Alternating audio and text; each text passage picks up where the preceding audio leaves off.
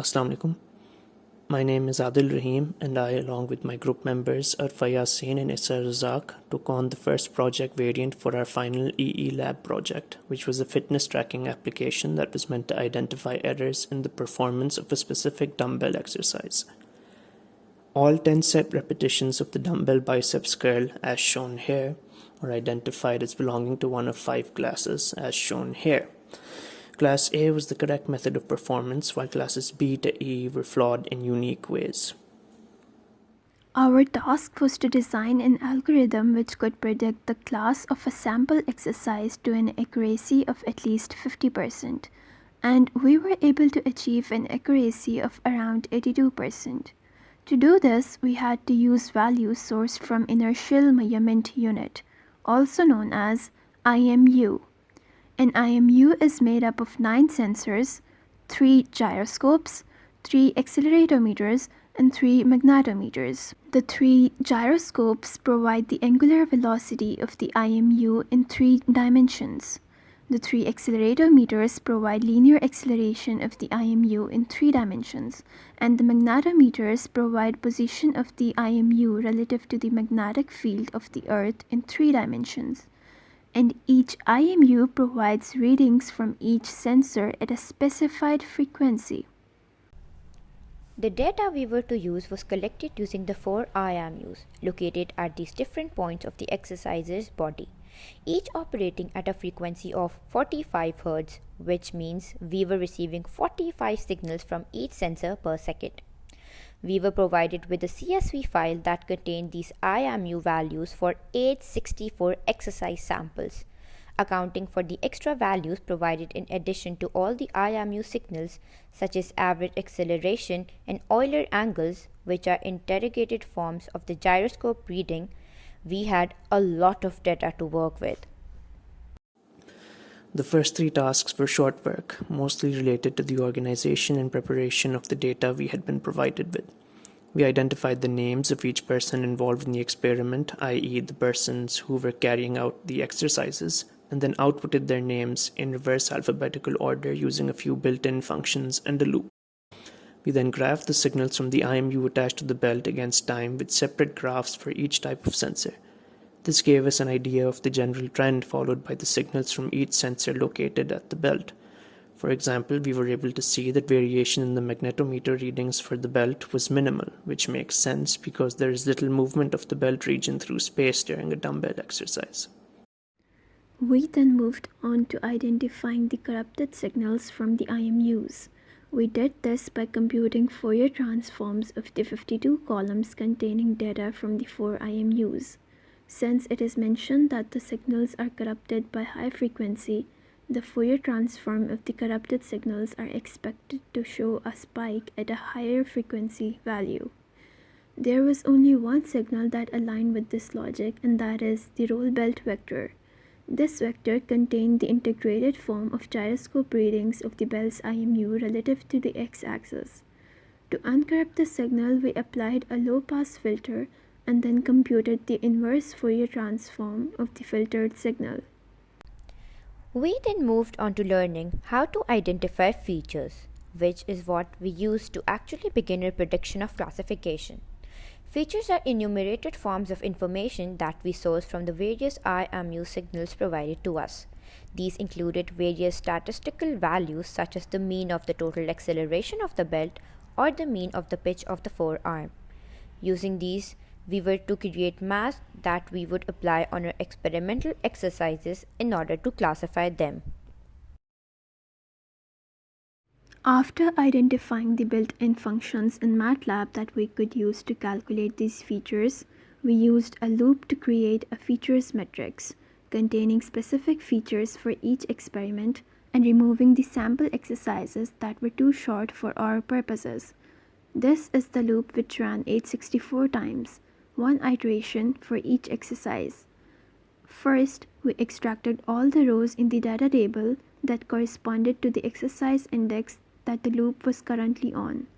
Knowing as we did that the required length of the experiments was at least 45 samples, which corresponded to a time period of greater than or equal to 1 second, We took a sample column as a vector and checked via conditional statement if it contained 45 rows, which would mean 45 signal transmissions. If it did, we would use the data for this experiment in our features matrix. Otherwise, we would not. Each column in this matrix was a different feature, while each row was a different exercise. We also implemented a small conditional statement that filled out the final column in our matrix as shown. This column would contain a value of 1 if the experiment belonged to class A, 2 if it belonged to class B, and so on. We eventually used this column to help calculate the accuracy of our predictions. This was our features matrix after the running of this loop. As you can see, there are multiple zero-value rows for which index the corresponding experiment had a time period of less than 1 second. We removed these rows using two built-in functions across two lines of code. As you can see here, the number of rows in this new reduced features matrix is 507, which means that the number of experiments that we had to consider had been reduced from 864 to 507. We then moved on to the creation of our masks. Masks were the logical statements we would apply across our features matrix in order to filter them by class and hence make predictions. This was a difficult process, and we initially took the route of analyzing how the features in our matrix differed across classes. For example, what was the mean of a particular feature for class A and what was the mean of a particular feature for class B, and then we tried to use those values to derive masks.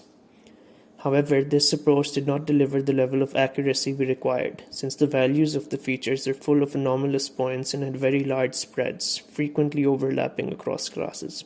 In addition, we were encountering difficulties calculating accuracy since there was so much overlap in our predictions for different classes. What we needed was an approach that identified patterns for different features across classes and then combined them using logical operators to make predictions. The approach that looked at each feature individually was unsatisfactory. We needed to identify how patterns displayed by a particular feature overlapped for specific classes, which would reduce the chances of our predictive patterns leading to false predictions. To do this, we shifted to a graph-based approach and started plotting features for our features matrix against each other, one feature on the y-axis and the other on the x-axis, with each experiment/exercise color-coded by class according to this key. This allowed us to see patterns displayed by multiple features for a particular class in a two-dimensional format, and we were able to determine thresholds for our masks accordingly. For example, as you can see here, plotting two features against each other on a scatter graph allows us to identify patterns corresponding to each class of exercise. We can see here that a large number of class E experiments, i.e. the red circles, have a value greater than 135 for feature 2 and lesser than 900 for feature 1. We simply connect these two thresholds using an AND operator as one logical statement for mask E. Elsewhere, on another graph connecting features 2 and 3, we see that a lot of class E experiments have values greater than 132 for feature 2 and greater than 55 for feature 3.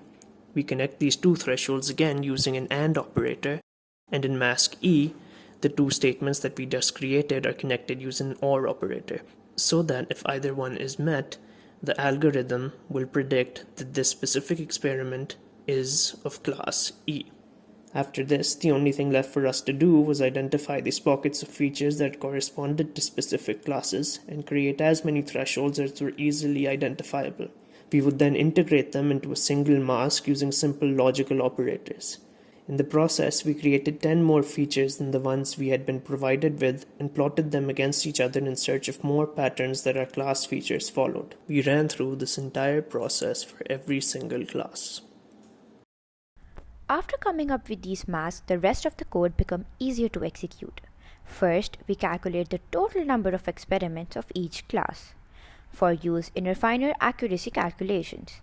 Then we created a class vector which was the final column of our feature matrix, which stored the class of each experiment as a number. Then we created a predictions vector that would store our predictions for each experiment under consideration. This was initially an empty zero vector of the same size as the class vector, which has the same number of rows as in the feature matrix. We compared these vectors at the end in our accuracy calculations. Then we started applying the masks we had created. For whatever row, the mask for a particular class returned a true logical value. We stored the number corresponding to that class in that row in our predictions vector. For example, mask 1A returned a value of 1 for a particular row in the features matrix. We would store a value of 5 in the corresponding row in the predictions vector. We applied this process for all other masks. After the application of each mask, we removed the features that had had their classes predicted from our plots by using applied masks in combination with each other and removing all rows where they returned true values from the matrix we used for plotting. This allowed us to clear up our graphs and hence find threshold values with greater ease. Finally, in order to calculate our accuracy, we created 5 new vectors, one for each class, which had the dimensions of the number of experiments/exercises under consideration. For example, we created a vector called check A, which stored a value of 1, where the predictions matrix stored a value of 1 and was equal to the corresponding value in the class vector. As you can see here, this allowed us to make sure that our prediction for a particular exercise was correct and all the correct predictions for class A exercises were stored in check A. What remained was simply to take the sum of these check vectors and divide them by the total number of experiments of the corresponding class, which would give us the percentage of the number of experiments that had been predicted correctly. Our final accuracy calculated through the provided algorithm was 82%, which means that our prediction of the class that any given exercise belonged to had an 82% chance of being correct. This exceeded the benchmark of 78% that had been set for us. Additional accuracy could be achieved by adding more features to the features matrix and plotting them against each other in more diverse ways. For example, by creating 3D plots. In our code, we only plotted graphs of features adjacent to each other in the features matrix. Lastly, we would like to mention that none of this would have been possible without the invaluable feedback and guidance we were provided by our supervising TA, Hassan Amin, and of course the instructions by Dr. Tahir, Dr. Momin, and Dr. Abu Bakr, and the rest of the W100 faculty.